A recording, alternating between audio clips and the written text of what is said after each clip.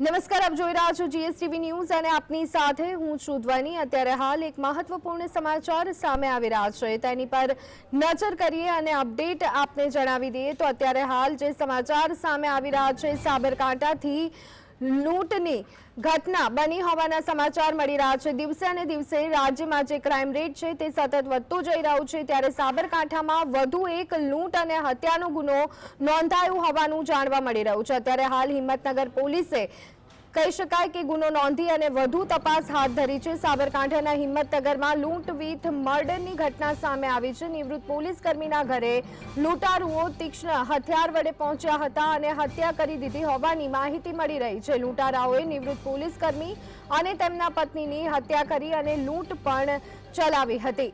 સાબરકાંઠાના હિંમતનગરમાં લૂંટ વિથ મર્ડરની ઘટના બની છે। તો આ સંદર્ભે વધુ અપડેટ સાથે અમારા સંવાદદાતા ક્ષિતિજ અમારી સાથે જોડાઈ ગયા છે ફોન લાઈન પર।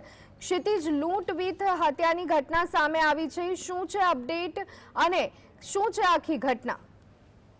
ધ્વની, સાબરકાંઠા જિલ્લામાં વધતા ક્રાઇમ રેટ વચ્ચે આજે લૂંટ વિથ મર્ડરની ઘટના સામે આવી છે। હિંમતનગર શહેરના રામનગર વિસ્તારમાં આ ઘટના બની છે, જ્યાં વહેલી સવારે નિવૃત્ત પોલીસ કર્મીના ઘરે જ લૂંટારુઓએ જઈ અને પતિ પત્નીની હત્યા કરી હતી। તીક્ષ્ણ હથિયારો વડે તેમની હત્યા કરી દીધી હતી। ત્યારે આ વાત હિંમતનગર શહેરમાં ફેલાતા અત્યારે ત્યાં લોકોના ટોળેટોળા એકઠા થઈ ગયા છે। ઉપરાંત હિંમતનગર એ ડિવિઝન પોલીસ તથા એલસીબી અને